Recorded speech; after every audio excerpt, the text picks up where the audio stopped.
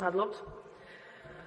დღეს ამ დარბაზში ბევრი იყო თვითონ ხელშეკრულების შესახებ პროცედურებზე, ჰარმონიზაციაზე, ამაზე მე აღარ შევჩერდები, იმიტომ რომ საგარეო საქმეთა მინისტრმა, ასევე ვიცე-პრემიერმა ამომწურავად წარმოგვიდგინეს დოკუმენტიც და გასცეს კითხვებზე პასუხი.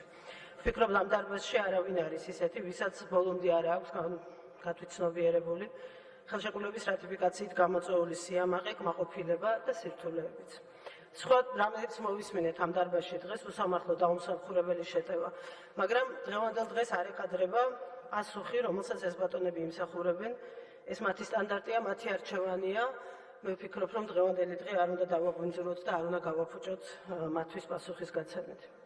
დღევანდელი გამოსვლა მე მინდა დავიწყო ბუნებრივია პირველ რიგში და უმთავრესად მადლობით იმ ღვაწლის და მნიშვნელობის გახსენებით, რომელიც ძალიან ბევრმა ადამიანმა გასწია იმაში, რომ ჩვენ დღევანდელ დღემდე მოვედით და დღევანდელი დღე დაგვიდგა. პირველ რიგში, რა თქმა უნდა, ეს ქართველ დისიდენტებს ეხებათ, რომლებიც ოცნებობდნენ, საუბრობდნენ იმაზე, რაზეც ბევრი ალბათ გიჟად თვლიდა მათ, მაგრამ საუბრობდნენ და ოცნებობდნენ თავისუფალ და ევროპულ საქართველოზე, რის გამოც შემდეგ ევროპიდან ძალიან შორს გულაგში ხვდებოდნენ და ორი წარმომადგენელი ამ ადამიანების დღეს დარბაზში გვესწრება და ყველას მინდა მადლობა გადაუხადო ამისთვის. საქართველოს დამოუკიდებელი საქართველოს პირველ პრეზიდენტს ზვიად გამსახურდიას და მის ხელისუფლებას ეკუთვნის ალბათ განსაკუთრებული მადლობა. ასევე ეროვნული მოძრაობის გმირებს იმ პერიოდიდან, რომლების დამოუკიდებლობის გამოცხადებით საქართველოს თავისუფალ სამყაროში უმკვიდრებდნენ ადგილს. პოლიტპატიმრებს, რომლებიც საქართველოს მაშინ მრავლად ყავდა 90-იან წლებში, რომლებიც დაუპირისპირდნენ კომუნისტურ ბოლშევიკურ რევანშს და ამის გამო ციხეებში აღმოჩნდნენ და ზვიად ძიძიგური და ბიძინა გუჯაბიძე გვესწრებიან აქ და ისინი არიან ღირსეული წარმომადგენელი ამ ადამიანების, რომლებმაც კიდევ უფრო გაამყარეს ჩვენი ბრძოლა დამოუკიდებლობისთვის. პრეზიდენტ ედუარდ შევარდნაძეს და მის ხელისუფლებას საქართველოს ევროპული არჩევანის ოფიციალურად განცხადებისთვის ღია და ცალსახა საგარეო პოლიტიკისთვის, რომელმაც დღევანდელ დღეს ჩაუყარა საფუძველი. პრეზიდენტ მიხეილ სააკაშვილს და მის ხელისუფლებას დაუღალავი შრომისთვის საერთაშორისო ასპარეზზე, საქართველოს ევროპული და ევროატლანტიკური არჩევანის კიდევ უფრო გამტკიცების, თვისობრივად უფრო მაღალ ხარისხში აყვანის და დღევანდელი დღის მომზადებისთვის. მაგრამ ეს დღე არ ეკუთვნის არც პრეზიდენტ გამსახურდიას, არც პრეზიდენტ შევარდნაძეს, არც პრეზიდენტ სააკაშვილს. ეს დღე ქართულ ხალხს ეკუთვნის. ხალხს, რომელიც მე ისტორიაში ღრმად არ ჩავალ, მაგრამ 1921 წელს იბრძოდა საქართველოს დამოუკიდებლობისთვის.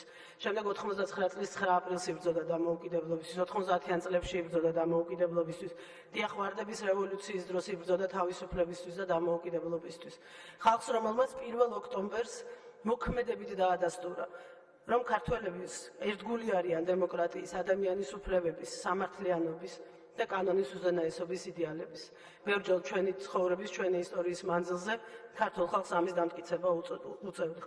მადლობა მინდა უთხრა ქართული ოცნების ხელისუფლებას დღევანდელი დღისთვის, თუმცა მადლობა ჩვენს მთავრობას შემდეგმა თაობებმა უნდა უთხრან, იმის მიხედვით, რამდენად სწრაფად და ეფექტურად მოახერხებთ ვილნიუსის სამიტის და ბრიუსელის 27 ივნისის სამიტის მონაპოვარის ჩვენი სახელმწიფოებრიობის ყოველდღიურობად ქცევას. წინ რთული გზა გვაქვს, ძალიან რთული წინააღმდეგობები და სირთულეებით სავსე.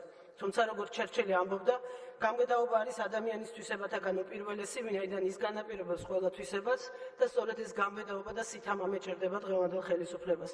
შეუვალობა, სიფრთხილე, საქართველოში ივრეკული იდეალების და ღირებულებების ცხოვრების წესად ქცევისთვის. ეს არის მთავარი გამოწვევა და არა ის, როგორ კანონს მივიღებთ ან რას ჩავწერთ იმ კანონებში. ყველას თანასწორობის უზრუნველსაყოფად გვჭირდება გამბედაობა და არა იმისთვის, რომ კანონით და პოლიციით დავამკვიდროთ ეს თანასწორობა. ცხოვრების წესად უნდა ვაქციოთ თანასწორობა და მაშინ ვიქნებით ჩვენ ევროპული ქვეყანა. ეს ნიშნავს იმას, რომ არავინ არ უნდა დავჩაგროთ, არა იმიტომ, რომ კანონში წერია ასე, არამედ იმიტომ, რომ ამ ღირებულებების მატარებელი ვართ და სწორედ ამიტომ და ამის შედეგად ჩავწერეთ კანონში. არასოდეს უნდა ვიმართლოთ თავი იმით, რომ გავაკეთეთ, რასაც ითხოვდნენ. უნდა გავაკეთოთ ის, რაც აუცილებელია და საცოცხლოდ მნიშვნელოვანია ჩვენი ქვეყნის ევროპეიზაციისათვის.